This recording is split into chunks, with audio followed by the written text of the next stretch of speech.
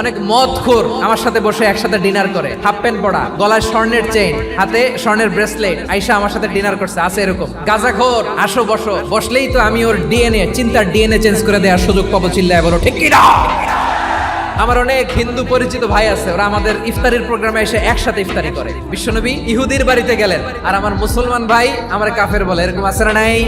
মুসলিমরা দেখতে পারে না, সহ্য করতে পারে। বিষ্ণু ইসা ইসলামের খাদেম ছিল ইহুদি, এতদিন খেদমত করলো, একদিনও বিশ্বনবী ওরে কালিমার দাওয়াত দেয় নাই। কারণ কি? বিশ্বনবী একটা ভালো সময়ের অপেক্ষা করতেছিলেন, দায়ী সুযোগ খুঁজে কখন দাওয়া দিলে ব্যাটে বলে হবে, ঝোপ বুঝে কোপ মারে। বিষ্ণু ইসা ইসলাম ভালো সময়ের অপেক্ষা করতেছিলেন, দেখি আস্তে আস্তে এমন সময় আসছে, ছেলে এবার মুমূর্ষ, যখনই টাইমিং পেয়েছেন দাওয়াত দিলেন, পড়ো লা ইলাহা ইল্লাল্লাহ। প্রতিবেশী ইহুদি হোক হিন্দু হোক, যাবেন, সুসম্পর্ক রাখবেন, উপহার দিবেন, বিপদে পাশে দাঁড়াবেন, অসুস্থ হইলে একটু আপেল নিয়ে যান, আঙ্গুর নিয়ে যান। ইসলামের বিউটি দেখে, সৌন্দর্য দেখে অবাক হবে, নসিব ভালো হলে কোনোদিন কালিমা পড়ে মুসলমান হয়ে যাবে।